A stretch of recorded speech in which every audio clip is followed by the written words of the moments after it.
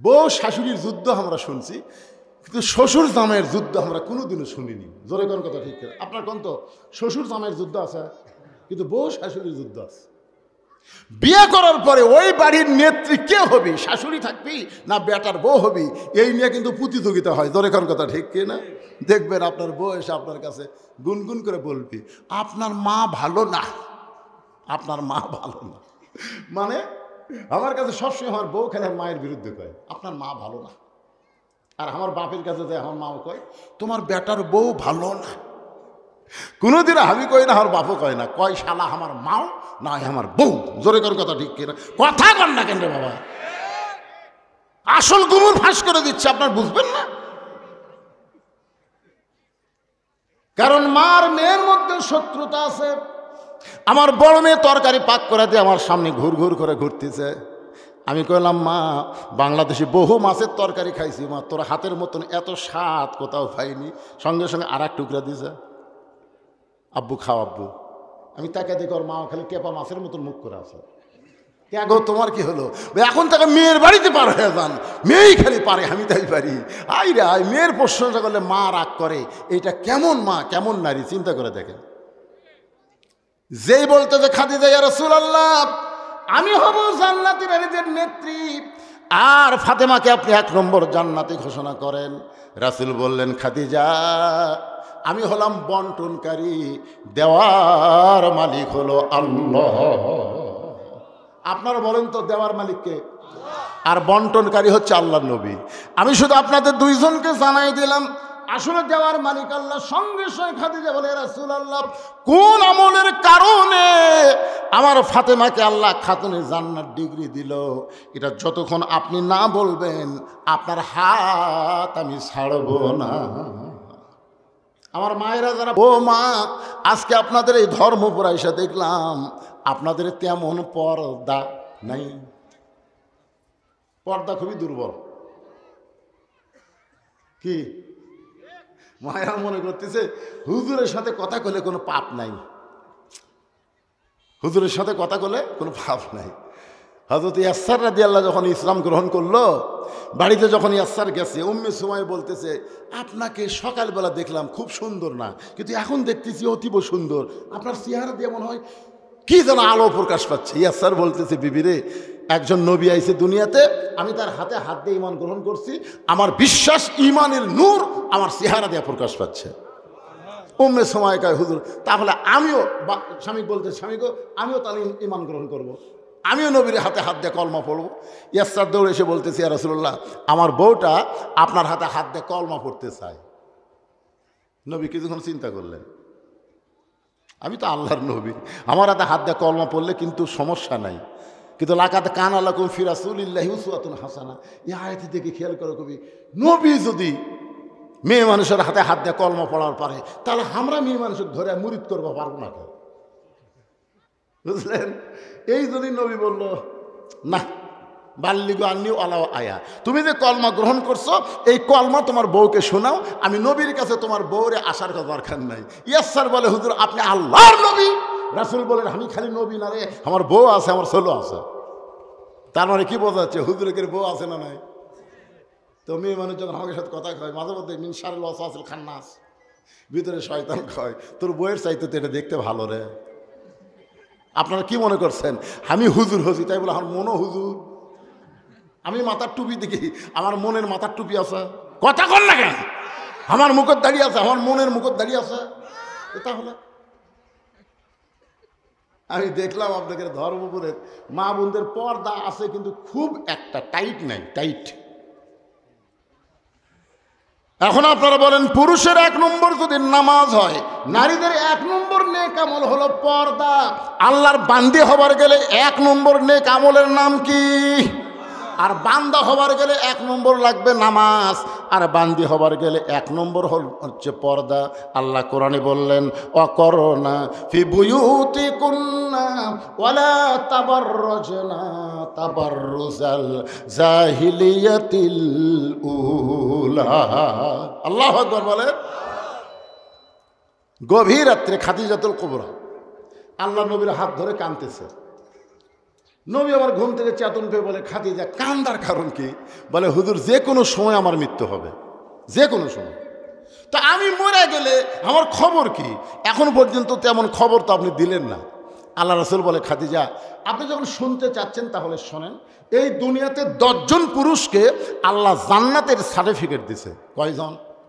খাদিজা বলে, হুজুর আমি আমার কথা শুনবার চাচ্ছি আর আপনি পুরুষের কথা বলতেছেন। রাসূল বলেন, খাদিজা একটু ধৈর্য ধরে শোনো।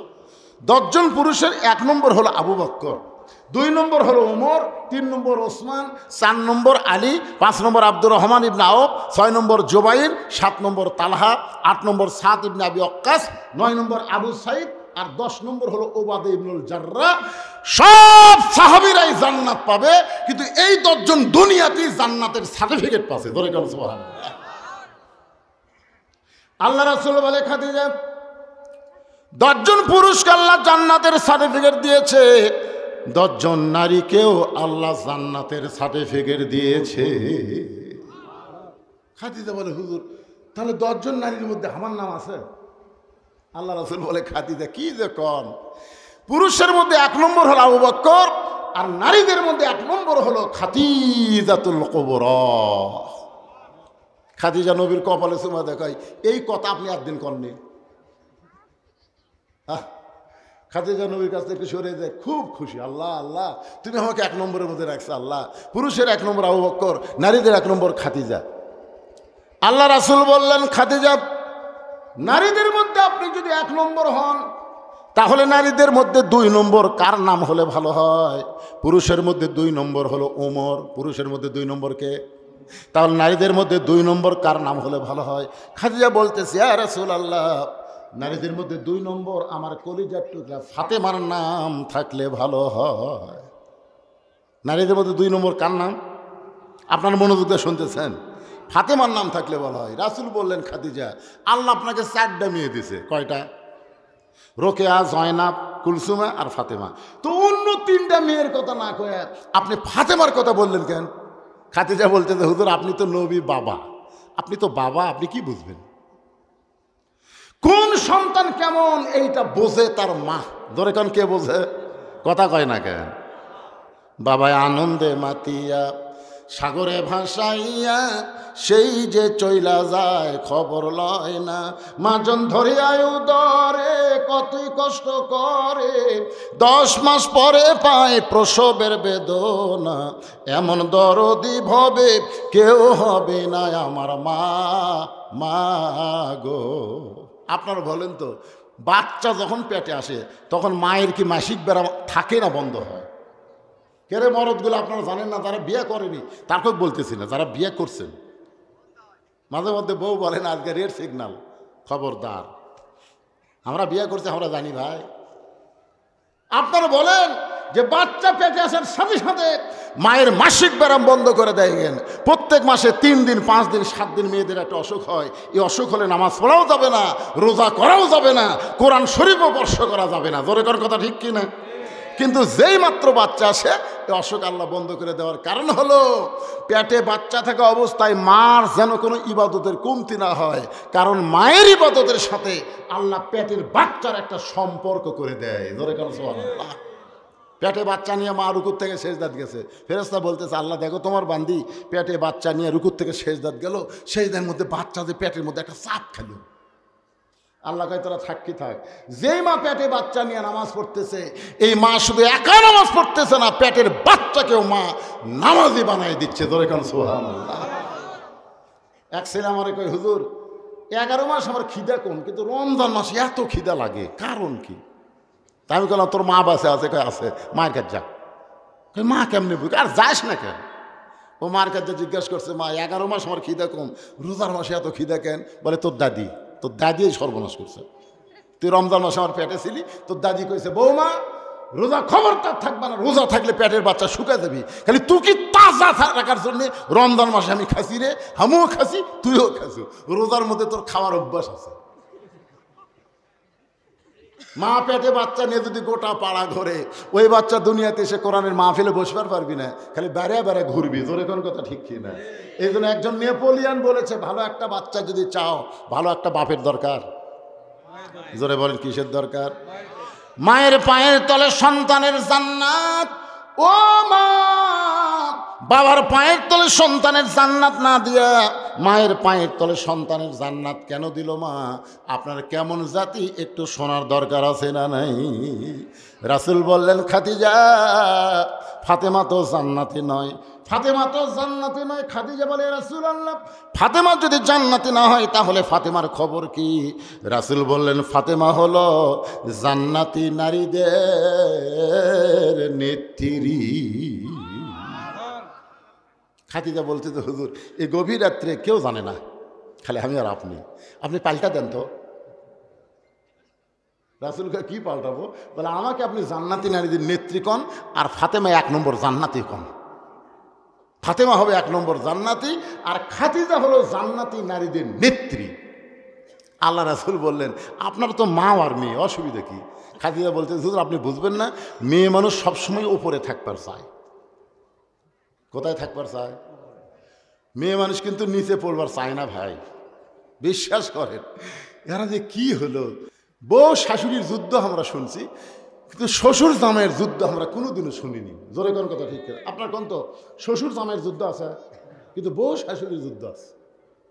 বিয়ে করার পরে ওই বাড়ির নেত্রী কে হবি, শাশুড়ি থাকবি না বেটার বউ হবি, এই নিয়ে কিন্তু প্রতিযোগিতা হয়। জোরে কোন কথা ঠিক কিনা? দেখবেন আপনার বউ এসে আপনার কাছে গুনগুন করে বলবি, আপনার মা ভালো না, আপনার মা ভালো না। মানে আমার কাছে সবসময় আমার বউ খেলে মায়ের বিরুদ্ধে কয়, আপনার মা ভালো না। আর আমার বাপের কাছে যায়, আমার মাও কয়, তোমার বেটার বউ ভালো না। কোনোদিন আমি কই না, আমার বাপও কয় না, কয় শালা আমার মাও না আমার বউ। জোরে কর কথা ঠিক কিনা? কথা কন না কেন রে বাবা? আসল গুমর ফাঁস করে দিচ্ছে, আপনার বুঝবেন না। কারণ মার মেয়ের মধ্যে শত্রুতা আছে। আমার বড় মেয়ে তরকারি পাক করে দিয়ে আমার সামনে ঘুর ঘুর করে ঘুরতেছে। আমি কইলাম, মা, বাংলাদেশি বহু মাছের তরকারি খাইছি মা, তোর হাতের মতন এত স্বাদ কোথাও পাইনি। সঙ্গে সঙ্গে আর এক টুকরা দিছে, আব্বু খাও আব্বু। আমি তাকে দেখি ওর মা খালি কেপা মাছের মতন মুখ করে আছে। কে গো, তোমার কি হলো? এখন তাকে মেয়ের বাড়িতে পার হয়ে যান, মেয়েই খালি পারে, আমি তাই পারি। আই রে আই, মেয়ের প্রশংসা করলে মা রাগ করে। এটা কেমন মা, কেমন নারী, চিন্তা করে দেখেন। যেই বলতে যে খাদিজা ইয়া রাসূলুল্লাহ, আমি হব জান্নাতি নারীদের নেত্রী, আর ফাতেমাকে আপনি 1 নম্বর জান্নাতি ঘোষণা করেন। রাসূল বললেন, খাদিজা, আমি হলাম বন্টনকারী, দেওয়ার মালিক হলো আল্লাহ। আপনারা বলেন তো, দেওয়ার মালিককে? আর বন্টনকারী হচ্ছে আল্লাহর নবী। আমি শুধু আপনাদের দুইজনকে জানাই দিলাম, আসলে দেওয়ার মালিক আল্লাহ। সঙ্গে সঙ্গে খাদিজা বলে, রাসূলুল্লাহ, কোন আমলের কারণে আমার ফাতেমাকে আল্লাহ খাতুনে জান্নাত ডিগ্রি দিল, এটা যতক্ষণ আপনি না বলবেন আপনার হাত আমি ছাড়ব না। আমার মায়েরা যারা পর্দার অন্তরে বসে আছেন, মা, আপনাদের জন্য ওয়াজ হচ্ছে। মা খাদিজা নবীর হাত ধরে বললেন, কোন আমলের কারণে ফাতেমাকে আল্লাহ খাতুনে জান্নাত ডিগ্রি দিল, যতক্ষণ পর্যন্ত না বলবেন আমি আপনার হাত ছাড়ব না। সঙ্গে সঙ্গে আল্লাহ নবী বললেন, খাদিজা, আপনার চোখের সাইজ, মুখের সাইজ, নাকের সাইজ, এই যে আপনার একটা সাইজ, এটা দুনিয়ার কত পুরুষ বলতে পারে আপনি কি হিসাব করে জানেন? খাদিজা বলে, রাসূলুল্লাহ, 40 বছর বয়সে আপনার সঙ্গে আমার বিয়ে হলো। ওই সময় মক্কার সবচাইতে ধনী রমণী ছিলাম। অনেক ব্যবসা বাণিজ্য করার কারণে হাজার হাজার পুরুষের সঙ্গে আমার দেখা সাক্ষাৎ হয়েছে। আমার নাকের সাইজ কেমন, আমার চোখের সাইজ কেমন, আমার গায়ের রং কেমন, এটা দুনিয়ার বহু পুরুষ বলতে পারে। রাসূল বলে, খাদিজা, দুনিয়ার বহু পুরুষ আপনাকে চিনে, আপনার চেহারার কথা বলতে পারে। এখন বলেন তো, আপনার পেটের মেয়ে ফাতেমাকে দুনিয়ার কত পুরুষ বলতে পারে? ফাতেমার নাকের সাইজ কেমন, ফাতেমার গায়ের রং কেমন, ফাতেমার মুখের সাইজ কেমন, এটা দুনিয়ার কত পুরুষ বলতে পারে? খাদিজা বলে, পর্দানিশী আমার ফাতেমা পর্দানিশী। আমি মা হয়ে বলতেছি, আমার ফাতেমা যখন জন্ম নিছে, আমি খাদিজা তাকায় দেখি ফাতেমা তার 2টা হাত দিয়া তার নিজের ইজ্জত পর্যন্ত ঢেকে রাখছে। আমি খাদিজা ফাতেমার ইজ্জত মা হয়েও কোনোদিন দেখতে পারিনি। আল্লাহ রাসূল বলে, খাদিজা, ফাতেমা শুধু শিশু অবস্থায় পর্দার মধ্যে জন্ম হয়নি, এই ফাতেমা পর্দার মধ্যে বড় হবে। আবার গভীর রাত্রে দুনিয়া থেকে পর্দার ভিতরে ফাতেমা দুনিয়া থেকে বিদায় নেবে। যে রাত্রে ফাতেমা দুনিয়া থেকে বিদায় নেবে, আমার মায়েরা যারা আছেন একটু মনোযোগ দিয়ে শোনেন। গভীর রাত্রে হযরত আলীকে বুকের মধ্যে নিয়ে ফাতেমা ছোট বাচ্চার মতন কাঁদতেছে। আলী বলে, ফাতেমা কি হলো আপনার, এমন করে আপনি কেন কাঁদতেছেন, কি হয়েছে আপনি বলেন। ফাতেমা বলে, স্বামী গো, আল্লাহ তাআলা আমার দোয়া কবুল করেছে, আল্লাহ আমার দোয়া কবুল করেছে। আলী বলতেছে, দোয়া কবুল হলো আনন্দের লক্ষণ, কি এমন দোয়া করলেন যে দোয়া আল্লাহ কবুল করলো, আপনি কাঁদতেছেন। ফাতেমা বলে, স্বামী আমি সব সময় আল্লাহকে বলেছি, আল্লাহ ফাতেমার মৃত্যুটা পর্দার মধ্যে দিও, পর্দার মধ্যে মৃত্যু দিবে, এই দোয়াটা আল্লাহ আমার কবুল করেছে। আলী মুসকি মুসকি হাসে আর কয়, পাগলি নাকি, যে সারা জীবন পর্দার মধ্যে ছিল সে তো পর্দার মধ্যেই মারা যাবে, যারা পর্দা মানে না তারাই পর্দার মধ্যে মরতেছে। জোরে কোন কথা ঠিক কিনা আপনার বলেন তো, আপনাকে এলাকায় কোনো মেয়ে মানুষ মারা গেলে কয় কাপড়, কথা কয় না। আমার এলাকায় একটা মেয়ে মানুষ ভোটর দাঁড়াচ্ছিল, বুঝলেন, ভোটর, যে মরদ মানুষ পাচ্ছে দৌড়ে দেখতেন, তবে হাতটা দেন, আমি একটা ইয়ে করে দেখাচ্ছি, হাত দেন ভাই, একটা ভোট দেওয়াই লাগবে ভাই, মানে যাকি পাই তারই হাত দিয়ে বুকত যায়। আমি চিন্তা করলাম, এই মেয়ে তো ভোটের জন্য এত নিচে নামিছে, তো এক বলে তো আমার কাম হবে না, যাওয়া লাগবে ওর স্বামীর কাছে। একটা ইয়ে দিত ওর স্বামীর কাছে, আমি যা বললাম, ভাই আপনার বউ যদি হঠাৎ মারা যায় কয় কাপড় দেবেন। ওর স্বামী করছে, হুজুর আপনি আলেম হয়ে প্রশ্ন করলেন কেমনে, মেয়ে মানুষ মারা গেলে তো 5 কাপড়ই। আমি বললাম, যে হারে পুরুষের কাছে ভোট চাচ্ছে, ও 5 কাপড় 50 কাপড় দিলেও তো কাম হবে না। আপনার বলেন পর্দা কখন, মরার পরে না মরার আগে? মরার আগে না মরার পরে? মরার পরে 5 কাপড় দিয়ে খাটনির যখন মেয়ের লাশ লাগছে, লাশটা পর্যন্ত চাদর দিয়ে ঢাকছে। সবাই বলতেছে মেয়ে মানুষের লাশ দেখাও হারাম, মেয়ে মানুষের জেতা দেখা যায়, তো লাশ দেখা হারাম বলতেছেন, জেতা দেখা অবস্থা বলেননি কেন? একে চাদর দিয়ে ঢেকে রাখছে। ফেরেশতারা বলতেছে, আল্লাহ এই মেয়ে মানুষ যখন জেতা ছিল গোটা ধর্মপুর ঘুরিছে, গ্রামের সবাই এক চিনে, মরার পরে 5 কাপড় দিয়ে চাদর দিয়ে ঢাকলো কেন? আল্লাহ বলতেছে, দেশের নাম বাংলাদেশ রে, ওই দেশের মেয়েরা বাঁচতে মানে না রে, মরার পরে মানে। আপনারা বলেন তো ভাই, বুড়ি মানুষ বোরকা গাওয়ার দেখুন লাভ আছে?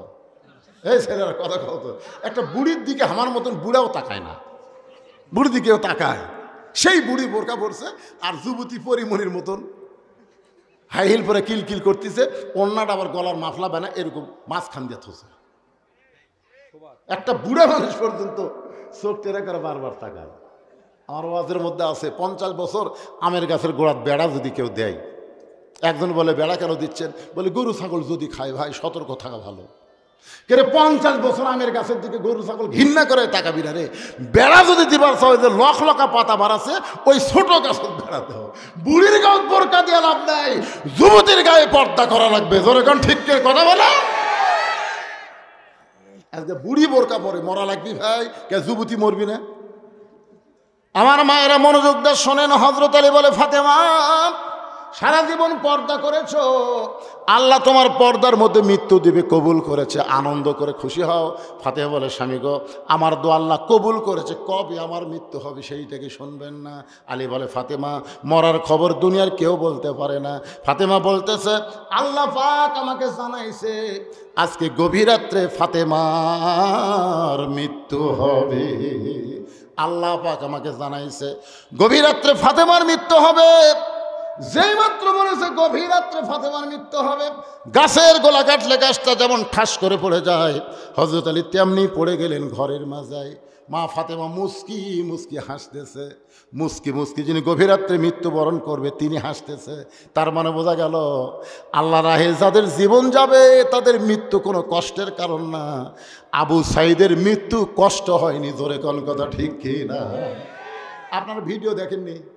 আমি তো ভিডিও দেখি আর অ্যানালাইসিস করি, চিন্তা করি, কে রে মার গুলি করলো, একটা গুলিতে আমরা কি বলতাম, ও মারে বাবারে মরে গেলাম রে। জোরে কোন কথা ঠিক কিনা? আপনার বলেন তো আবু সাইদের মুখত এরকম শব্দ আছে? সিনা টান করে দাঁড়া আছে। আরে শোনা যায়নি কিন্তু তো দেখেও বোঝা যায় রে পাগলারা, দেখে বোঝা যায় না, খালি শোনাই লাগবি সব। শোনা যায়নি কোন দল রে? ওই কি মাজা কাজ করছে না এরকম খাড়া হয়ে আছে, আবার একটা গুলি করছে, আবার একটা গুলি করছে, তারপরেও ওই জায়গা ছাড়েনি। তৃতীয় যখন গুলি করছে তখন একবার খালি এইভাবে হাত দিছিল, এইভাবে হাত দিছিল। হাত দেওয়া দেখে দুই ছেলে দৌড়ে সব ধরলো, ধরার পরে ছেলেটা পড়লো। তার মানে কি বুঝলেন? হাসিনার বিরুদ্ধে সর্বপ্রথম বাংলাদেশে জীবন দিয়ে বাতিলকে হটানোর আন্দোলন আবু সাইদ গোল্ডেন A+ পাইছে। ধরে এখন কথা ঠিক কথা বলে।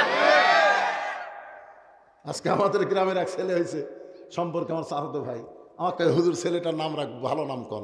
আমি বললাম ছেলের নাম হলো আবু সাইদ। ওর বাপও খুশি, মাও খুশি, আলহামদুলিল্লাহ।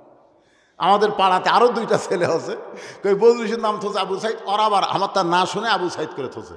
এ পর্যন্ত 3টা আবু সাইদ আমার গ্রামত জন্ম নিয়েছে। আমার এক খালা সম্পর্কে তার এক মেয়ের মেয়ে হয়েছে, আমার কয় বাবা হুজুর একটা ভালো নাম দাও তো, আমার নাতনির একটা ভালো নাম। তা আমি বললাম খালা ভালো নাম হলো শেখ হাসিনা। যেই কচি ভাই 30 সেকেন্ড মোবাইলে কোনো কথা নেই, আমিও কথা কয় না, খালাও কথা কয় না।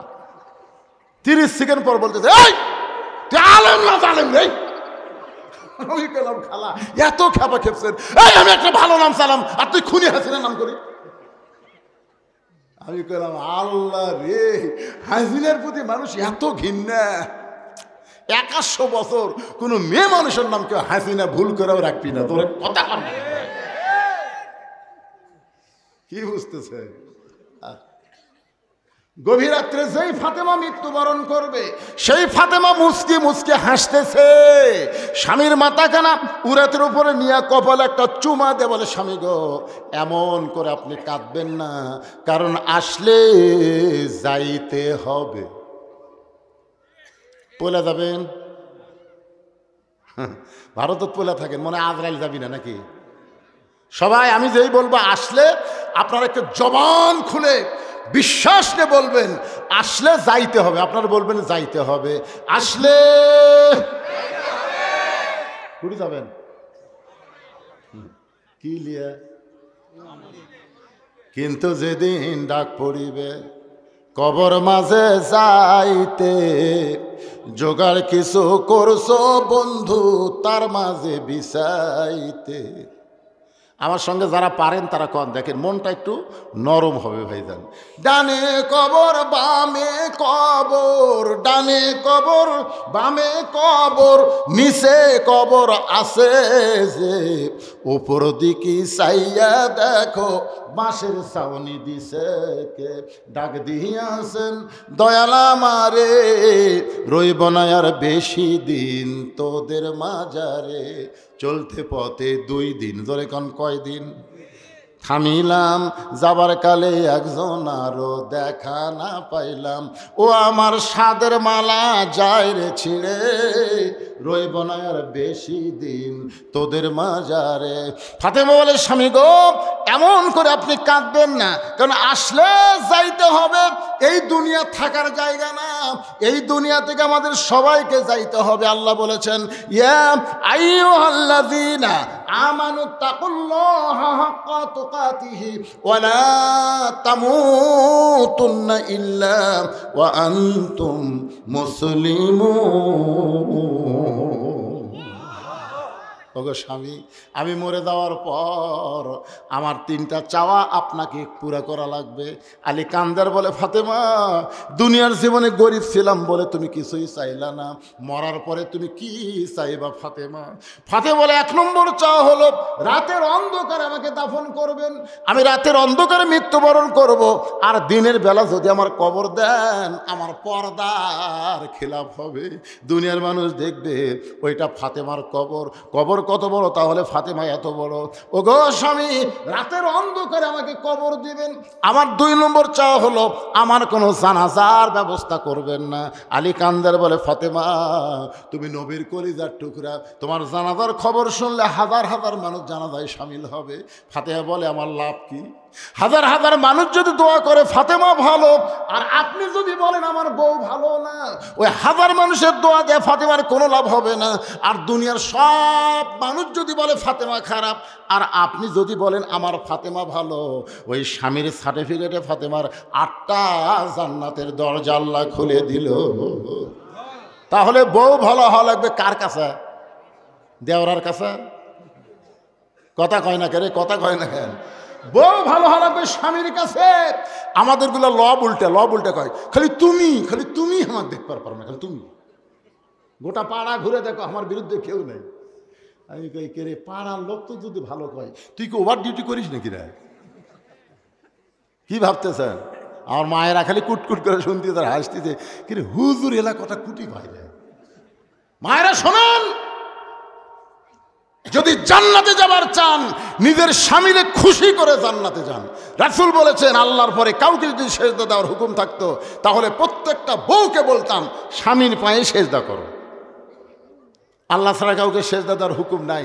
এ কথার দ্বারা নবী বুঝাইলেন আল্লাহর পরেই মেয়ে মানুষের কাছে সবচাইতে দামি ওই ব্যক্তি হলো তার মহান স্বামী। এদিকে কি গল্প শুরু হলো? এই নিজের ভাইরাই প্রতিদিন ওয়াজ শোনে তো, ওর কারণ কি গল্প রে, এরা পাগলা হয়ে শুনতেছে আর এরা গল্প মারতেছে। তার মানে কিসের লোক নাই? একটু মনোযোগ দিয়ে শোনেন ভাইজান। আমার 3 নম্বর চাহিদা হলো আমার লাশটা খাটনিতে তুলবেন না। ফাতেমা বলতেছে আমার লাশটা খাটনিতে তুলবেন না। আমি ফাতেমা হিসাব করে দেখলাম 4 জন পুরুষ মানুষ খাটনি কান্দে নিবে, কিন্তু দুনিয়াতে ফাতেমার 4 জন পুরুষ নাই। যদি আমার বাবা থাকতো দুনিয়ায়, মরা মেয়ের লাশের খাটনি বাবা কান্দে নিবার পারত। আমার হাসান হোসেন যদি বড় হইতো, মায়ের লাশের খাটনি কান্দে নিবার পারত। ওগো স্বামী, আপনি আমার লাশটা কান্দে করে নিয়ে ওই জান্নাতুল বাকির পূর্ব কোণায় দাফন করবেন।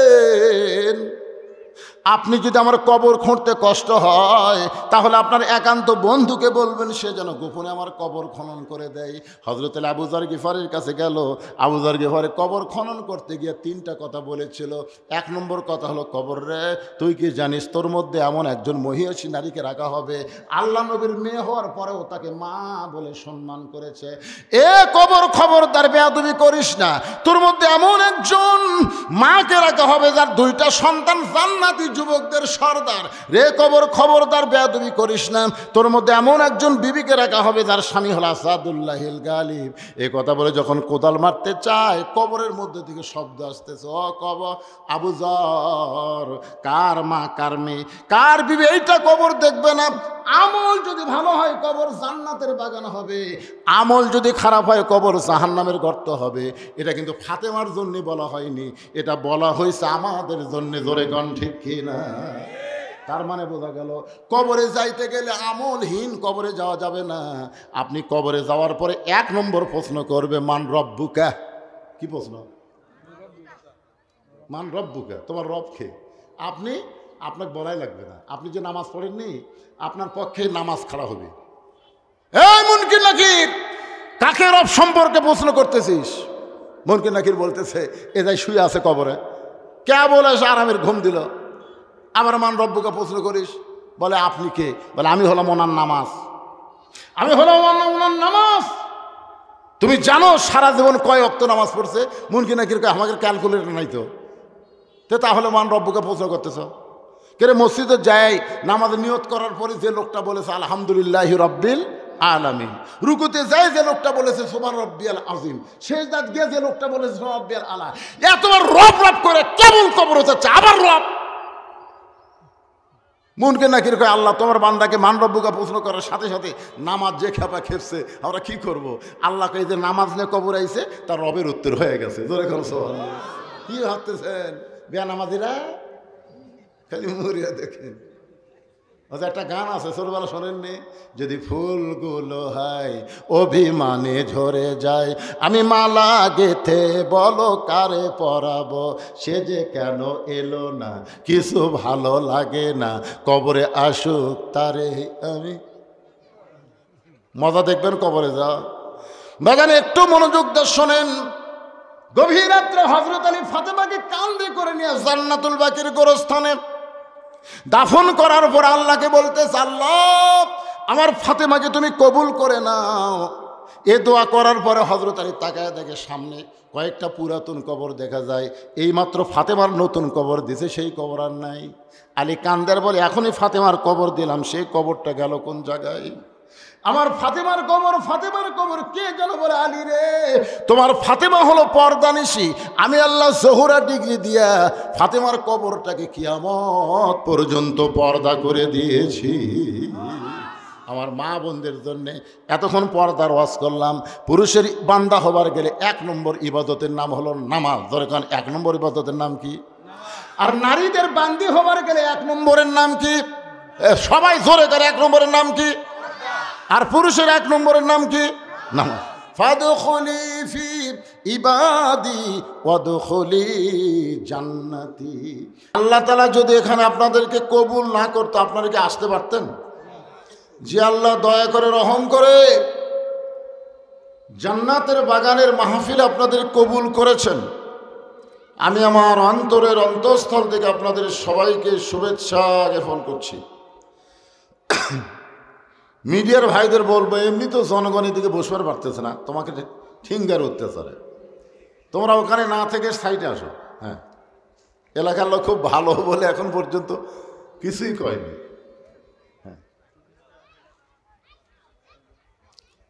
আমার সম্মানিত মা বোনেরা, পর্দার অন্তরালে বসে বসে যারা আলোচনা শুনতেছেন, তাদেরকেও শ্রদ্ধা জ্ঞাপন করে এই মুহূর্তে জানতে চাচ্ছি আপনারা সকলে কেমন আছেন? সবাই বললেন না তো? জি আলহামদুলিল্লাহ। যে আল্লাহ দয়া করে রহম করে আজকের এই জান্নাতের বাগানে আমাদের কবুল করেছেন, আমরা সে আল্লাহর উপরে খুশি না বেজার? তাহলে সমস্বরে সকলে বলবো, রব্বানা লাকাল হামদ হামদান কাসীরান তাইয়িবান মুবারাকান ফীহি। আমরা প্রশংসা করলাম কার? কেন করলাম? এমনি এমনি? আল্লাহর প্রশংসা করার বহু কারণের মধ্যে 1 নম্বর কারণ হলো বাংলাদেশ ভৌগোলিক অবস্থার দিক দিয়ে এমন একটা জায়গায় আমরা বসবাস করি যার 3 দিকে হলো মালওয়ানের জাত। জোরে কোন কথা ঠিক কিনা? হ্যাঁ, আসলে ভারতের মোদী সরকার বাংলাদেশের জনগণকে ভালোবাসে না, ভালোবাসে হাসিনাকে। কারণ হাসিনার মাধ্যমে বাংলাদেশকে ভারতের অঙ্গরাজ্য বানানোর একটা পায়তারা করছিল। জোরে কোন ঠিক কিনা? হাসিনা পলানোর পর থেকে মোদির মাথা খারাপ হয়ে গেছে। আমরা তো বলি মোদিরও বউ নাই, হাসিনারও স্বামী নাই। জোরে কোন ঠিক কিনা? এক জায়গায় মিলেমিশে থাকো, খামা খা। আমাদের বাংলাদেশে ওই পচা মালকার চালানের ব্যবস্থা করো না। জোরে কোন ঠিক কিনা? ওইটা ড্যাম হয়ে গেছে। 24 সালের নির্বাচনে যখন ড্যামই করেছে তখনই হাসিনা ড্যাম। জোরে কোন কথা ঠিক কিনা? খালি পলানো পর্যন্তই। যাই হোক, এই যে ভারতের মালওয়ানের যাত্রা কিছুদিন হলে আমাদের বাংলাদেশের উপর একটা আগ্রাসী ভূমিকা পোষণ করতেছে। জোরে কোন ঠিক কিনা? আর একটা যে মলম বিক্রেতা একটা চ্যানেল আছে ভারতে, দেখবেন ওই দৌড়াদৌড়ি করে জোকারের মতো। জোরে কোন ঠিক কিনা? হায় হায়, তার ছেড়া, হ্যাঁ তার ছেড়া জোকার। এই জোকারের মিডিয়া মাঝে মধ্যে এমন কথা কয় মনে হয় ইউনূস সরকার পতন হয়ে হাসিনা ঢুকলো, মনে হয় বাংলার জনগণ হিজড়ে, তাই নাকি? চট করে ঢোকার আর কোনো সম্ভাবনা নাই। আমি যে কথা বলতেছি আল্লাহর প্রশংসা করার কারণ হলো চারিদিকে মালওয়ানের বসবাস হওয়ার পরেও আল্লাহ বাংলাদেশকে মুসলমানের দেশ হিসাবে কবুল করেছে। জোরে কোন আলহামদুলিল্লাহ। আল্লাহ আমাদেরকে জন্মগতভাবে মুসলমানের ঘরে কবুল করছেন। মনে হয় বেজার হোসেন। আল্লাহ কোরআনে বলেন, অমাইয়াবতাগি গায়রাল ইসলাম দীনান ফালাই ইউকবালা মিনহু। এই আয়াতের বাংলা অর্থ হলো ইসলাম ছাড়া অন্য কোনো ধর্ম কেউ যদি গ্রহণ করে, আল্লাহ বলেছেন লা ইউকবালা মিনহু, সেইটা কখনোই কবুল করা হবে না। আল্লাহর কাছে একমাত্র কবুলযোগ্য ধর্মের নাম কি? সবাই বলেন নাম কি? আর সেই ইসলামের অনুসারে আমরা মুসলমান। প্রশংসা কার করব? আল্লাহর না ভগবানের? ভগবানের বাদ দেন। গবানের কোনো অর্থ ডিকশনারিতে নাই। গবানের গ বাদ দেন, বান মানে বন্যা, দুনিয়ার কোনো মানুষ চায় না। বা বাদ দিলে নো মানে ভগবান নাই, আছে। আর আমরা যাকে আল্লাহ বিশ্বাস করি, আল্লাহু লা ইলাহা ইল্লা হুয়াল হাইয়ুল কাইয়্যুম। মন যদি চায় আলিফ বাদ দেন, লিল্লাহি মা ফিস সামাওয়াতি ওয়াল আরদ। আবার মন যদি চায় আর একটা লাম বাদ দেন, লাহুল মুলকু ওয়া লাহুল হামদ। আবার মন যদি চায় আর একটা লাম বাদ দেন, হুয়াল্লাহুল্লাযী লা ইলাহা ইল্লাহু। মুসলমান যাকে আল্লাহ বিশ্বাস করে তার সব কিছু বাদ দিল, আল্লাহ বাদ পড়ে না। মুসলমানের আল্লাহ সদা বিরাজমান, জোরে কোন ঠিক কিনা? ওরা মাঝে মধ্যে স্লোগান দেয়, জয় শ্রীরাম, জয় বাংলা, জোরে কোন কথা ঠিক কিনা? আপনারা বলেন তো, আমাকে তকবীরের কাছে ওগুলা কুলাবি? জয় শ্রীরাম কয়ে মারবি, আমরা তকবীর দেব, ওরকে কাপড় খুলে দেবি, জোরে কোন ঠিক কিনা? লিল্লাহে তাকবীর। না না, ওরা নাই তো। হ্যাঁ, আমরা আল্লাহর প্রশংসা করার 2 নম্বর কারণ হলো আমাদের ভাগ্য এত ভালো, আমরা ভাগ্য গুণে একটা নবী এবং নেতা পাইছি। আমাদের নবী শুধু নবী না, আমাদের নবী কিন্তু আমাদের নেতা। এই যে আমরা দরুদ শরীফ পড়লাম না, পড়ছেন আপনারা? আল্লাহুম্মা সাল্লি আলা সাইয়্যিদিনা। সাইয়্যিদিনা শব্দের অর্থ হলো আমাদের নেতা। আমাদের নেতা হলো মুহাম্মাদুর রাসূলুল্লাহ। সকলে বলি সাল্লাল্লাহু আলাইহি ওয়াসাল্লাম। একটা গান ছোটবেলায় শুনছিলাম, তখন বুঝবার পারিনি, কিন্তু এখন বুঝতেছি, আপনারাও শুনছেন। আছেন আমার মুক্তার, আছেন আমার ব্যারিস্টার, শেষ বিচারের হাইকোর্টেতে তিনি আমায় করবেন পার। আমি পাপী, তিনি জামিনদার। এই তিনি মানে কে? আল্লাহ না। আমি ছোটবেলা তাই মনে করছিলাম, কিন্তু গান যখন অর্থ চিন্তা করে দেখলাম, কে রে, আল্লাহ যদি হাকিম হয় তাহলে আল্লাহ তো আর জামিনদার না। এই তিনি হচ্ছেন ভাগ্যগুণে আমাদের নবী, জোরে কোন সুবহানাল্লাহ।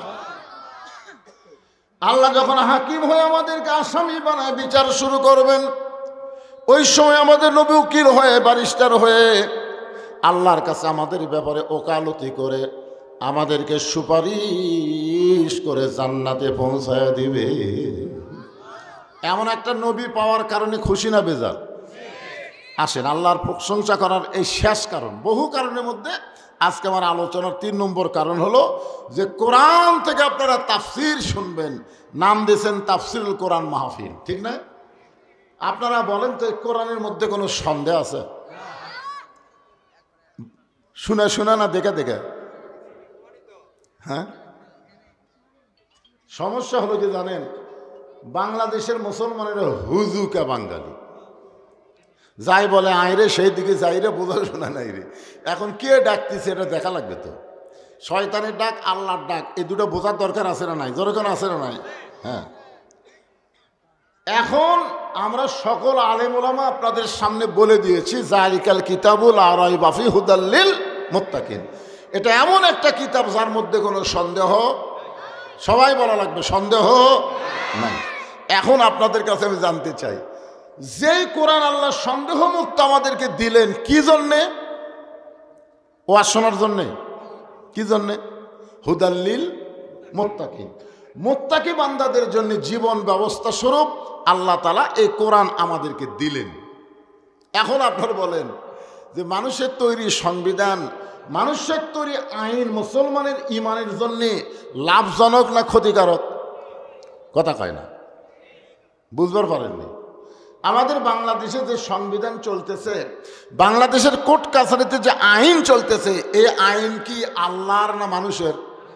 তো আমরা যদি ইমানদার হই, আর কোরআন যদি সন্দেহমুক্ত হয়, আর কোরআন যদি হেদায়েতের ব্যবস্থাপত্র হয়, তাহলে আজ থেকে নিয়ত করতে হবে মানুষের কোনো আইন মানব না, আইন মানব একমাত্র আল্লাহর। জোরে বলেন কথা ঠিক কিনা?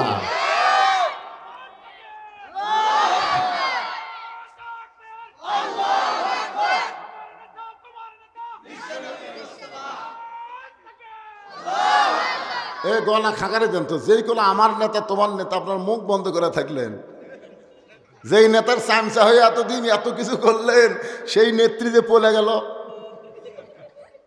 খালি নেত্রী পলানো না, পৃথিবীর ইতিহাসে এমন কোনো ঘটনাই নাই যে নেত্রীর সঙ্গে সঙ্গে 300টা এমপি পর্যন্ত পলে গেছে। ধরে কোন কথা ঠিক কিনা? আর এই শালা ফিডার খাওয়া কতগুলা চামচা ফিডার খায়, গুজব লিগ। ধরে কোন কি লিগ? ওরা মাঝে মধ্যে আশা করে, আশা আবার নাকি ফিরে আসবে, কি স্বপ্ন দেখে রে। আর এই যে মাঝে মধ্যে কল রেকর্ড ফাঁস হয়, পাগলি হয়ে গেছে। পাগলি হওয়ার কারণ আমি পাইছি, আপনার পাচ্ছেন? হাসিনা পাগলি হওয়ার কারণ কি? কারণ হলো একটা গাভী হেরে গেছে, বুঝলেন, রোদের মধ্যে দিনের বেলায়। এখন এই বেটা গাভী খুঁজতে খুঁজতে রোদ লাগা মাথা গরম হয়ে গেছে। এখন বেটা ডালে আছে, বেটাকে যা বলতেছে, কে ভাই এদিকে গাভী গেছে দেখছো? বেটা কয়, কে রে বাপ আমাকে ভাই কয়। দৌড়ে গেছে মায়ের কাছে, মা আব্বা মনে হয় পাগলা হয়ে গেছে, আমারে ভাই কাছে। কিছুক্ষণ পর বাপ আসতেছে, বউ কয়, কে গো তুমি তোমার ভাই তোমার ছেলেকে ভাই কইছো, তোমার কি মাথা ঠিক আছে? তখন বলতেছে, গরু হারালে এরকমই হয় মা। একটা গাভী হারালে যদি মাথার অবস্থা এরকম হয়, বিনা ভোটে 15.5 বছর যে ক্ষমতার চেয়ার দখল করেছিল, সেই চেয়ার হারালে হাসিনা পাগলি হওয়া স্বাভাবিক। জোরে কোন কথা ঠিক কিনা? আর এই পাগলির কল রেকর্ডে কত গুজব লিখ আসবে, আসবে। ভালো হও, তওবা করো, ফিরে আসো। বাংলাদেশে যেগুলো দল আছে হাসিনা বাদ দিয়া, সব দল তোমাদের দরজা খুলে রাখছে। জোরে কোন ঠিক কিনা? ফিরে আসো, তওবা করো। আর বাংলার জমিনে ফ্যাসিস্ট আওয়ামী লীগকে কোনো জায়গা দেওয়া হবে না। জোরে কোন কথা ঠিক কিনা? হ্যাঁ, ফিরে আসো। আজকে দিনের বেলা যেখানে আমি মাহফিল করলাম, ওই মাহফিলের সভাপতি হলো আওয়ামী লীগ, আওয়ামী লীগের লোক। আজকে আমরা যে তওবা করছে, হুজুর বাদ দিলাম, যেটা দিনে করে আসলাম, একে তওবা করছে মনসি যে হুজুর বাদ দিচ্ছি। তা আল্লাহকে মাফ করবে না? আল্লাহ পাপকে ঘৃণা করে, পাপীকে আল্লাহ ঘৃণা করে না। পাপীকে ফিরে আসার রাস্তা আল্লাহ দিয়েছে। ধরে কোন ঠিক কিনা? এখন আপনাদের কাছে আমার প্রশ্ন হলো, যে কোরআন আমাদের চলার পাথেও মোত্তাকিদের ব্যবস্থাপত্র, সেই কোরআন থেকে ছোট্ট একটা আয়াত আমি তেলাওয়াত করছি, একেবারে সংক্ষেপ। কারণ আমার এখানে ওয়াজ করে আবার তাহলে গোসাই বাড়ি, বুঝতেছেন না? কারণ হাসিনা পতনের পরে হামাকের যা দাম হচ্ছে ভাই, যারা 10 বছর ওয়াজ করবার পারেনি তারাও চান্স দিচ্ছে, কারণ অনুমতি লাগতেছে না তো, খালি মাইক টাঙ্গালি ওয়াজ। জোরে কোন ঠিক কিনা? ফাদখুলি ফি ইবাদি ওয়াদখুলি জান্নাতি। আল্লাহু আকবার। দেখেন, ছোট্ট যে আল্লাহর গোলাম হবে, আল্লাহর বান্দা হবে, আল্লাহ বলেছেন সে তখনই জান্নাতে প্রবেশ করবে। এখন আল্লাহর বান্দা হতে গেলে কি লাগবে? আল্লাহ রাসূল বলেছেন, বাইনাল আবদি ওয়াল কুফরি তরকুস সালাত। বান্দার কাফের মধ্যে পৃথক করার জিনিসটার নামই হলো নামাজ। যারা নামাজ পড়বে তারা আল্লাহর বান্দা হবে, আর যারা নামাজ পড়বে না তারা কাফের হবে। তার মানে বোঝা গেল, নামাজ বাদ দিয়ে আল্লাহর বান্দা হওয়ার কোনো সুযোগ আছে? আপনাদের মসজিদের জন্য মাহফিল, আজকে আমার মন একদিক দিয়ে খুশি, একদিক দিয়ে বেজার। যে ছোট্ট একটা পাড়ায় ধর্মপুরে 3টা মসজিদ, খুব খুশি। কিন্তু বেজার হওয়ার কারণ হলো, এরা কি ঝগড়া করেই মসজিদ করলো, না মুসল্লি আটে না থেকে মসজিদ করলো? কি কারণে করলো? মুসল্লি বেশি, তাই না? মাশাআল্লাহ, মুসল্লি বেশি। এটা কি 5 ওয়াক্ত বেশি না জুমার দিনে বেশি? হ্যাঁ, জুমার দিনের জন্যে প্রত্যেক পাড়ায় পাড়ায় জুম্মা মসজিদ করার দরকার নাই, ওয়াক্তিয়া মসজিদ করা যাবে। আর গোটা গ্রামের একটা কেন্দ্রীয় মসজিদ থাকবে, জুমা মসজিদ। যেরকম কি মসজিদ? হ্যাঁ, কারণ মসজিদের মাধ্যমে, নামাজের মাধ্যমে মুসলমান একাকার হতে পারে, মুসলমান একত্র হতে পারে। মুয়াজ্জিন আজান দিছে, মুয়াজ্জিন কোন দলের? কথা কয় না। আল্লাহর দলের মুয়াজ্জিন আজান দেওয়ার পরে আওয়ামী লীগের মধ্যে যারা নামাজ পড়ে, এরা কোন দিকে যায়? মসজিদে আসে না? বিএমপি যারা নামাজ পড়ে তারা কোন দিকে যায়? মসজিদে যায়। জামাত ইসলাম, তাবলিগ, পীর মুরিদি আজান শোনার পরে সব দলের মুসলমান এক ঘরের মধ্যে ঢুকতেছে। আল্লাহুম্মা আফতাহলি আবওয়াবা রহমাতিক। আওয়ামী লীগও ডান পাও, বিএনপিও ডান পাও, জামাতও ডান পাও, তাবলিগও ডান পাও, সবাই ডান পাও দিয়ে দোয়া পড়ে ঢুকলো।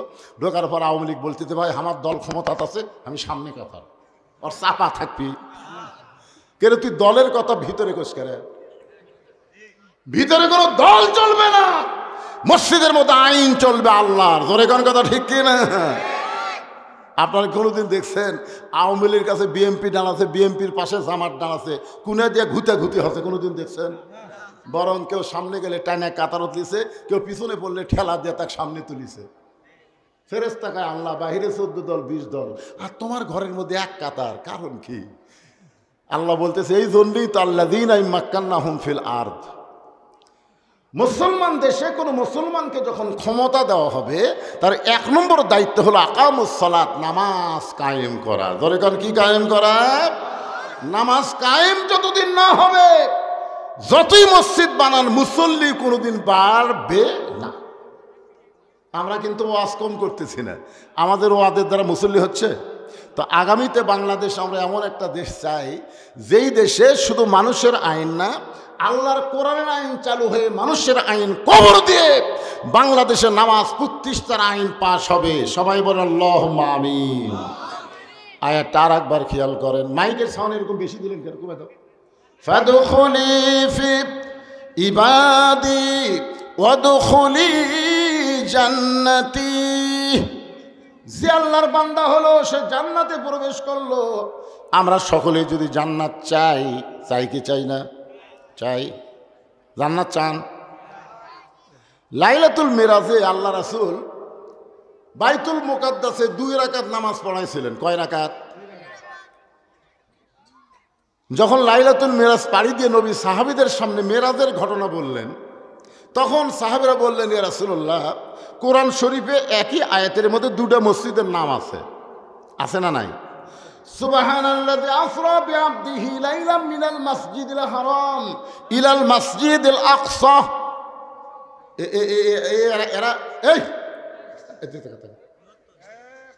তোরা কি সিজার করা নাকি? না, সিজার করা বাচ্চারা একটু অষ্টাউর হয়। আমরা যারা আছি উপরে একটাও সিজার করা না। কে ভাই সিজার বোঝায় আপনার মা? আসলে আমরা সবাই একেবারে নির্দিষ্ট সময় মতো দুনিয়া যাচ্ছি। আর এই সিজার করাগুলো সময়ের 1 দিন 2 দিন আগে দুনিয়া যাচ্ছে। মানে পেট কেটে দেখে বাচ্চার ঘুমই ভাঙ্গেনি, তখন ডাক্তারের পেটের মধ্যে লিয়ে একটা ঘুরানি দেয়, এরকম একটা ঘুরান দেয়, বুঝলেন, পাও ধরে। ওই ঘুরানিতে মাথার মধ্যে একটা ঝাঁকি খায় বাচ্চা করে খেন্দা ওঠে। ওই যে মাথার ঝাঁকি খেলো, এই ঝাঁকি খাওয়ার কারণে দুনিয়াতে এসে মোবাইল ছাড়া ভাত খায় না, মোবাইল ছাড়ার কান্না থামে না, কোনো জায়গায় 5 মিনিট ধৈর্য নিয়ে বসে থাকবারও পারে না। এরা হলো সিজার করার কুফল। আপনারা দেখবেন বাংলাদেশে বড় ডাক্তার কোনোদিন তার বউরে সিজার করায় না। আমি যত ডাক্তার আমার ভক্ত তাদের জিজ্ঞাসা করছি, বড় ডাক্তারকে হুজুর পাগলা হোসেন, সিজার করলে মায়েরও ক্ষতি বাচ্চারও ক্ষতি, ডাক্তারের বউ সিজার লাগে না। 2 নম্বর হলো মাওলানার বাড়ি কোনোদিন মিলাদ হয় না। 3 নম্বর পীরের বউ কোনোদিন মুরিদ হয় না। আপনারা খেয়াল করে দেখবেন, পীরের বউ মুরিদ না হওয়ার কারণ কি জানেন? যে আমার পীর মাঝে মধ্যে মুরিদের বইয়ের দিকে চোখ মারে, এ লুচ্চার হাতত কে মুরিদ হবে। আর মাওলানার বাড়িতে মিলাদ হয় না। খেয়াল করে দেখবেন আপনাকে এলাকার মাওলানা পরের বাড়িতে পড়ায়, কিন্তু নিজের বাড়িতে হয় না। আর একটা হলো ডাক্তারের বইয়ের কি লাগে না। হ্যাঁ, তোরা যদি সিজার করা হোস তো যা, আর নর্মালি হলে থাক বাবা থাক। দেখছো আবার ঠেলাঠেলি করে, এই আবার ক্যামেরা মারতেছে। বসেন, আপনার সবাই এসে সাইজ হয়ে বসেন। যে কথা বলতেছিলাম একটু খেয়াল করা লাগবে। কি বলতেছিলাম মনে আছে? হ্যাঁ, ইন্না নাহনু নাযালনা যিকরা ওয়া ইন্না লাহু লাহাফিজুন। আপনারা সকলেই বলেছেন এই কোরআনে কোনো সন্দেহ। কোরআন নাজিল হয়েছে 1500 বছর আগে। এখন যদি কেউ আপনাদের বলে হুজুর যখন কোরআন আল্লাহ নাজিল করেছে তখন কোনো সন্দেহ ছিল না, কিন্তু এত বছর কোরআনের বয়স হয়ে গেল, কেউ যদি কিছু কম বেশি করে, হ্যাঁ পারবে? যে আয়াত পড়লাম তার অর্থ কি জানেন? আল্লাহ কোরআনকে জিকির হিসাবে নাজিল করেছে, আর কোরআন হেফাজতের দায়িত্ব স্বয়ং কার হাতে? তার মানে বোঝা গেল কিয়ামত পর্যন্ত এই কোরআনের একটা আয়াত, একটা জের, একটা জবর, একটা নোক্তা পর্যন্ত কেউ পরিবর্তন করতে পারবে মাশাআল্লাহ। এখন আসেন 3 নম্বর আয়াত হলো অনুনাজ্জিলু মিনাল কুরআনি মা হুয়া শিফাউ ওয়া রাহমাতুল লিল মুমিনিন। আল্লাহু আকবার কর না। আওয়ামী লীগের আল্লাহু আকবার কোনোদিনও হয় না। বিএনপির হুম্মাম কাদের চৌধুরী একবার চিটাগাঙে কছিল, মানে বিএনপির একটা বিশাল সমাবেশ, এই কাদের চৌধুরীর বেটা সালাউদ্দিন কাদের চৌধুরীর ছেলে হুম্মাম কাদের, নারায়ে তাকবীর। বিএনপির যত লোক সামনে ছিল সবাই বলছে আল্লাহু আকবার। তার মানে বোঝা গেল বিএনপি যদি তাকবীর দেয়, আল্লাহু আকবার কথা বলার মানুষের অভাব নাই, কিন্তু দেয় না, দেয় না। আপনাদের বহু মিছিল আমি দেখছি, মাঝে মধ্যে হয়, তা আমার কানত পড়েনি আর কি। না না, হুম্মাম কাদের চৌধুরীটা পাইয়া আমি যে 1 বছর ওয়াজ করছি ভাই, সালাউদ্দিন কাদের চৌধুরী একটা বাঘের বাচ্চাকে জন্ম দিছে, জোরে করার কথা ঠিক কি না? ওনারে মিথ্যা মামলায় ফাঁসি হাসিনা বিয়ে করেনি দেখে কাল কি, এই জন্যই কিন্তু ওনারে ফাঁসি দিছে, জোরে করেন ঠিক কি না? হ্যাঁ, ওনার ছেলে দিয়েছে বাবা মেরে। তো এখন কিছু সাংবাদিক, ওই ইঞ্জিনিয়ার কি মাহমুদ সিটাঙ্গের, না না না না, আপনাদের বিএনপির বড় নেতা পারে ইশরাকলা আমর খসরু হয়, আমির খসরু মাহমুদ, ওনার কাছে এক সাংবাদিক বলতেছে ভাই হুম্মাম কাদের যে একটা তকবির দিল এটা, তখন উনি বলতেছে এটা তো হামাকের দলের না। এই কথাটা বলেই তো বিএনপি ছাড়ছে, কারণ শহীদ জিয়ার বিএনপি আমার কলিজা, খালেদা জিয়ার বিএনপি আমার কলিজা, তারেক জিয়ার বিএনপি আমার কলিজা। কিন্তু এই যে মাঝে মাঝে 2-1টা পেঁয়াজ মারা কথা, ইসকনকে নিষিদ্ধ করার দরকার নাই, ইসকনকে নিষিদ্ধ করার দরকার নাই, ছাত্রলীগ নিষিদ্ধ করার সাথে সাথে ফখরুল ইসলাম আলমগীর বলল নিষিদ্ধ কেন করলো? চিন্তা করেন, আমি তো হিসাব করে দেখছি আওয়ামী লীগ সরকার সবচাইতে বেশি অত্যাচার করেছে বিএনপিকে, জোরে করার কথা ঠিক কিনা? বিনা দোষে সাবেক 3 বারের প্রধানমন্ত্রীকে বিনা দোষে 6 বছর জেলখানায় বন্দি রাখছে, বিদেশের মাটিতে তার চিকিৎসা করতে দেয়নি। তারেক জিয়া যে অত্যাচার করছে ভাই, হাসিনার মতো একটা লেডি হিটলার। আমরা আজীবনের জন্য বক্তব্যে যেটা বলবো সংসদেও সেটা কার্যকর করবো, জোরে করার কথা ঠিক কিনা? লিল্লাহে তাকবীর। আওয়ামী লীগ বাদ দেয়া খালি বিএনপি, জামাত, তাবলিগ, পীর মুরিদি, আমরা সবাই আল্লাহু আকবার বলবো, সমস্যা আছে? আছে? আচ্ছা, আলহামদুলিল্লাহ। এখন আসেন সেই কথা বলতেছি, আল্লাহ বলতেছেন অনুনাজ্জিলু মিনাল কুরআনি মা হুয়া শিফাউ ওয়া রাহমাতুল লিল মুমিনিন। এই আয়াতের বাংলা অর্থ হলো সব সমস্যার সমাধান। আপনারা স্লোগান জানেন না, আমি যেই বলবো সব সমস্যার সমাধান, আপনার বলবেন দিতে পারে আল কোরআন। এই কোরআনের উপর বিশ্বাস আছে? তাহলে সবাই বলবেন সব সমস্যার সমাধান আল কোরআনের আলো। ঘর বাদ দেন তো, কিসের ঘর? আমি যে বল আল কোরআন আল, আপনার বলবেন সব জায়গায় জালো, সব জায়গার মধ্যে সংসদ আছে না নাই? হ্যাঁ, এই জন্য আল কোরআনের আলো, কোরআন হাদিস যেখানে, দুনিয়ার মুসলমান লিল্লাহে তাকবীর। এখন আসেন আলোচনায়। রাসূল বলতেছেন বাইনাল আবদি ওয়াল কুফরি তারকুস সালাত, বান্দার কাফের মধ্যে পৃথক করার জিনিসটার নামই হলো নামাজ। তাহলে আল্লাহর বান্দা হতে গেলে 1 নম্বর লাগবে নামাজ। ধরে করে 1 নম্বর কি? আরো ধরে বলেন কি? আমরা যারা পুরুষ মানুষ 5 ওয়াক্ত নামাজ আমরা মসজিদে জামাতের সঙ্গে আদায় করব। আমরা যারা পুরুষ মানুষ খালি জুমার দিনে নামাজ পড়লে হবে না, 5 ওয়াক্ত নামাজ পড়া লাগবে মসজিদে। রাসূল বলেছেন মান তারাকা সালাতু মুতাম্মিদান ফাকাত কাফারা, ইচ্ছা করে 1টা ওয়াক্ত নামাজ যারা বাদ দিবে তারা অবশ্যই আল্লাহর সঙ্গে কুফরি করলো। আল্লাহর সঙ্গে কুফরি করার কোনো সুযোগ মুসলমানের জোরে বলেন মুসলমানের লা সালাতা লা ঈমানা, যার নামাজ নাই তার ঈমান নাই। লা সালাতা লা দীনা, যার নামাজ নাই তার কোনো ধর্ম নাই। আর এই নামাজটা পড়লে হবে না, এই নামাজটা কায়েম করার কথা কে বলেছে? আর নামাজ কায়েম করবে কে? কোনো মৌলানার ওয়াজ দেওয়া হবে না। নামাজ কায়েম করতে গেলে ভালো মানুষগুলোকে ক্ষমতা পাঠাতে হবে। ভালো মানুষ 300 জন আমাদের বাংলাদেশের লাগবে, যাদেরকে আমরা সংসদে পাঠাবো। আর সংসদে গিয়া তারা নামাজকে কায়েম আকারে বিল পাস করবে। ধরে কোন ঠিক কিনা? ওই মমতাজের মতন গায়িকাকে আমরা সংসদে আর পাঠাবো? ফেরদৌসের মতন নায়ককে আমরা পাঠাবো না। সংসদে যারা যাবে 300 জন ভালো মানুষকে আমরা সংসদে পাঠাবো। 1 নম্বর কারণ হলো নামাজকে কায়েমের বিল পাস করা লাগবে। আমাদের ছেলেগুলো যদি নামাজ পড়ে, তাহলে আল্লাহ কোরআনে বলেছেন ইন্নাস সালাতা তানহা আনিল ফাহশাই ওয়াল মুনকার, একমাত্র নামাজই পারে মানুষকে যাবতীয় খারাপি থেকে বাঁচায় দিতে। আমাদের ছেলেগুলোর হাতে যে মোবাইল আছে রে ভাই, এরা ঘরের দরজা বন্ধ করে দিলে, জানলা বন্ধ করে দিলে, যখন রাত 11টা বাজে মনে করে বাপ মা ঘুমাইছে, এখন ইউটিউবে অশ্লীল ভিডিও দেখতেছে। এরকম ছেলে আছে না নাই? কিন্তু ওই ছেলে যদি 5 ওয়াক্ত নামাজ পড়ে, ওই অশ্লীল ভিডিও আর দেখতে পারবে না। ঘোষণা করেছেন কে? মোবাইল থাকতে পারে কিন্তু খারাপ কিছু তারা গ্রহণ করবে না। আমরা মুরব্বী মানুষ তো ভালো হবই। আমি তো আগে আপনাদের শুনাইছি, যখন হবে চামড়া ঢিল আল্লাহর সাথে দিবে মিল। বুড়া হলে ভালো হবার ছেলে হবে না। সারা জীবন ঘুষের চাকরি করছে, এখন চাকরি যখন চলে গেছে তখন তওবা করতেছে।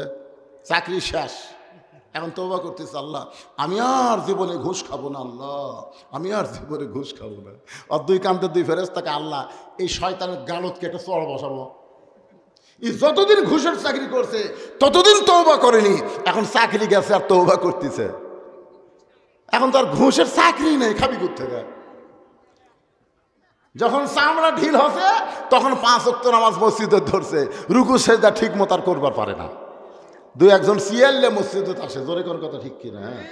একের মসজিদের মধ্যে সিয়ার ঢুকলে ওই মসজিদের কমিটিকে আল্লাহ বানবি। ওই কমিটি, এই তুই কেমন কমিটি রে? আমার ঘরের মধ্যে সিয়ার ঢোকে। আল্লাহ বলেছেন কুমু লিল্লাহি কানিতিন, দাঁড়াতে হবে আল্লাহর জন্য আনুগত্য নিয়ে। কোন সিয়ারে বসে নামাজ মুসলমানের হবে না। জোরে কোন কথা ঠিক কিনা? সারা জীবন শালা শয়তানি করছে আর বুড়া বসে সিয়ারলে মসজিদে যাচ্ছে। আপনি জানেন মসজিদে নামাজ পড়তে গেলে কাতার সোজা করা হলো কারিবুল ফরজ। জামাতে নামাজ পড়তে গেলে কাতার সোজা করা কি ফরজের নিকটবর্তী। এখন সিয়ারে বসলে আর পায়ের গোড়াকুটি, আপনি পায়ের গোড়াকুটি। এই জন্য আমি বলবো সরকারি চাকরিও আর নামাজ যেরকম সবসময় পড়া যায় না, সরকারি চাকরি সব বয়সেও করা যায় না। যায়, আপনি 60 বছর বয়সে যতই সার্টিফিকেট ফার্স্ট ক্লাস থাক আপনি নিয়ে যান তো বলবে কে ভাই ফার্স্ট সার্টিফিকেট তো ভালো, চোখের খবর কি? চোখ তো চশমা ছাড়া দেখি না। কানের খবর কি? জোরে না করে শুনবার পাই না। মাজার খবর কি? 5 মিনিট বসে থাকলে মাজা কটকট করে। সার্টিফিকেট তুই পানির ভিজা শরবত করে খা। তোর শরীরের যে অবস্থা, তোকে আর সরকারি চাকরি দেওয়া যাবে না। নামাজ হচ্ছে সরকারি চাকরির মতো আল্লাহর ইবাদত। 7 বছর থেকে নামাজের তালিম দেওয়া লাগবে, আর 10 বছর থেকে জোর করে নামাজ ধরান লাগবে। জোরে করার কথা ঠিক কিনা? কথা বলেন না কেন ভাই? হ্যাঁ, এই নামাজ সরকারি চাকরির মতন। মসজিদকে কেন্দ্র করে মাহফিল করতেছেন, খালি টাকা কামাই করে। মসজিদের কি করবেন? কি করবেন? মসজিদের টাইলস লাগাচ্ছেন, সব কিছু লাগাচ্ছেন, কি করবেন? মসজিদকে সুন্দর করতে গেলে মসজিদের টাকা কালেকশন না, মসজিদের মুসল্লি কালেকশন করা লাগবে। জোরে কোন কথা ঠিক কি না?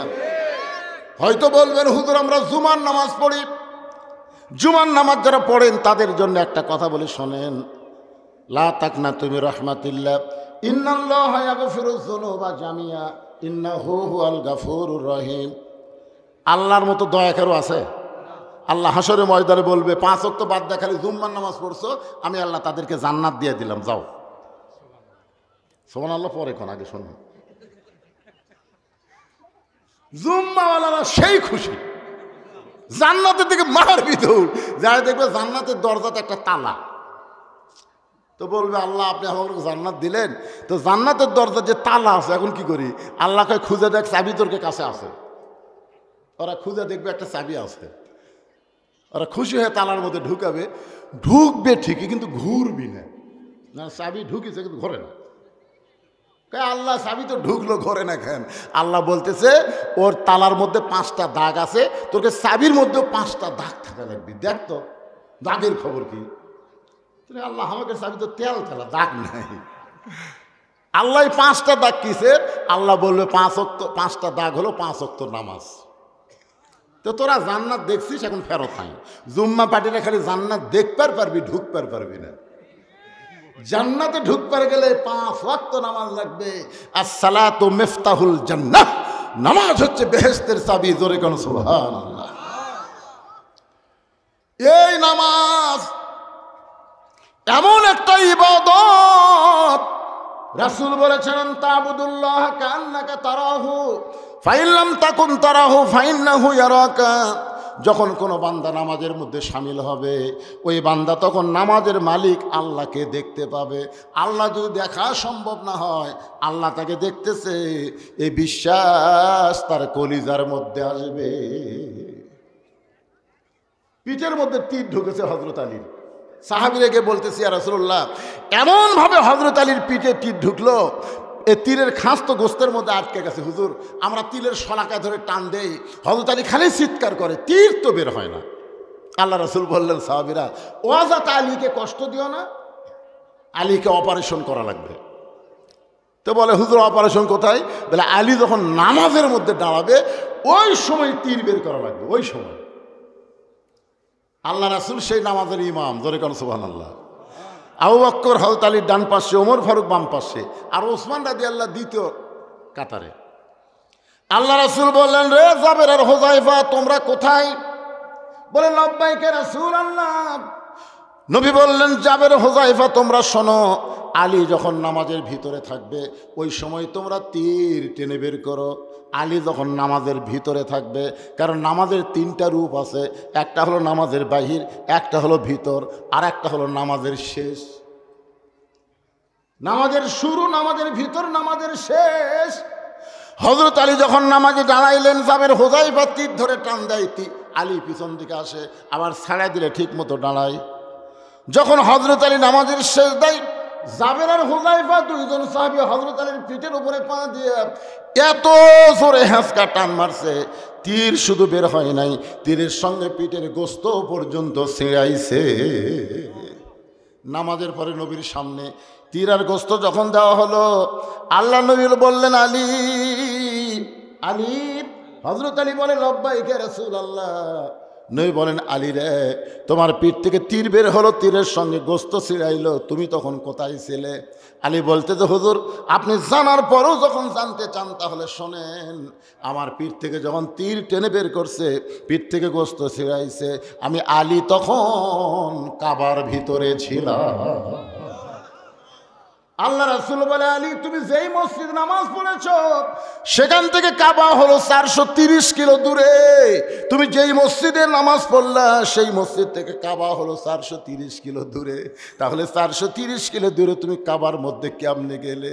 আলী বলতে, হুজুর, আপনি জানার পরও যখন জানতে চান তাহলে শোনেন, আমি যখন নামাজের নিয়ত করলাম, ইলা জিহাতিল কাবাতি শরীফাতি, আল্লাহু আকবার, এই নিয়ত করার পরে আমার মুখ আছে কাবার দিকে, আর চোখ আছে আমার সেজদার দিকে। আমার 2টা চক্ষু এক সময় আমি বন্ধ করবার চাই না, আমার 2টা চক্ষু এমন ভারী হয়ে গেল, অটোমেটিক ভাবে 2টা চক্ষু যখন বন্ধ হয় আমি তখন দেখতে পাই। তার মানে বোঝা গেল প্রত্যেকটা মুমিনের চক্ষু হলো 3টা। জোরে বলেন, কয়টা? 2টা চক্ষু যখন বন্ধ হয় আমি তখন দেখতে পাই যে এই জায়গায় সেজদা দিব, ওই জায়গায় আল্লাহর কাবা ঘর এসে দাঁড়িয়ে গেছে। আমার চোখ দিয়ে দর দর করে পানি পড়তেছে। নামাজের মালিক আল্লাহ ডাকতে বলে, আলী, বাতিলের বিরুদ্ধে লড়াই করতে গিয়ে পিঠের মধ্যে তীর ঢুকে ঢুকে গেছে, ওই তীর টাইনাও বের করতে পারেনি। আলী রে, এত কষ্টের পরেও আমি আল্লাহকে হাজার নাদের বিশ্বাস করে তুমি নামাজের মধ্যে দাঁড়াইছ, তোমার নামাজের সাইজ দেখে আমি এত দূরের কাবা শেষ দায় হাজির করে দিলাম, এরপরেও তুমি কেন কাঁদতেছ? আলী বলতেছে, আল্লাহ আমি কাবার জন্য নামাজ পড়ি না, আমি কাবার মালিকের নামাজ পড়ি। ফালিয়াবুদু রব্ব হাযাল বাইত আল্লাযী আত'আমাহুম মিন জু'ইন ওয়া আমানাহুম মিন খাউফ। আমি কাবার মালিকের কুদরতি পায়ে সেজদা দিবার চাই। সঙ্গে সঙ্গে আল্লাহ ডাকা, আলী রে আয় আয় আয় আয়। আলী কান্দের বলে, নবী গো, আমি যখন আল্লাহর রহমতের কোলে ছিলাম ওই সময় আমার তীর টেনে বের করেছে, গোস্ত ছিঁড়াইছে, ওই সময় যদি আমাকে 60টা টুকরা করতো নবী, আমি আলী কিছুই বুঝতাম না। এরই নাম হলো নামাজ। এই জন্যই বলা হয়েছে আসসালাতু মিরাজুল মুমিনিন, নামাজ হচ্ছে মুমিনদের মেরাজ। কেউ যদি একবার নামাজ ধরে গোটা দুনিয়া তাকে দিবার চান আর বলেন এক ওয়াক্ত নামাজ বাদ দে, ও জীবনে নামাজ বাদ দেবে না, গোটা দুনিয়া বাদ দিবে, এক ওয়াক্ত নামাজ বাদ দেবে না। জোরে কোন কথা ঠিক কি না? পুরুষ মানুষের জন্য আল্লাহর বান্দা হবার গেলে 1 নম্বর ইবাদতের নাম হলো নামাজ। আর আমার মা বোনেরা যারা পর্দায় আছেন এদের জন্য 1 নম্বর কিন্তু নামাজ না। মায়েরা চিন্তা করতেছে তাহলে আমাকে 1 নম্বর কি? আস্তাগফিরুল্লাহ পড়েন, আস্তাগফিরুল্লাহ রাব্বি মিন কুল্লি জামবি ওয়া তুবু ইলাইহি লা হাওলা ওয়ালা কুওয়াতা ইল্লা বিল্লাহিল আলিয়্যিল আযীম। সকলে হাত তুলে আল্লাহুম্মা আমিন। আল্লাহুম্মা আনতাস সালাম ওয়া মিনকাস সালাম তাবারাকতা ইয়া যাল জালালি ওয়াল ইকরাম।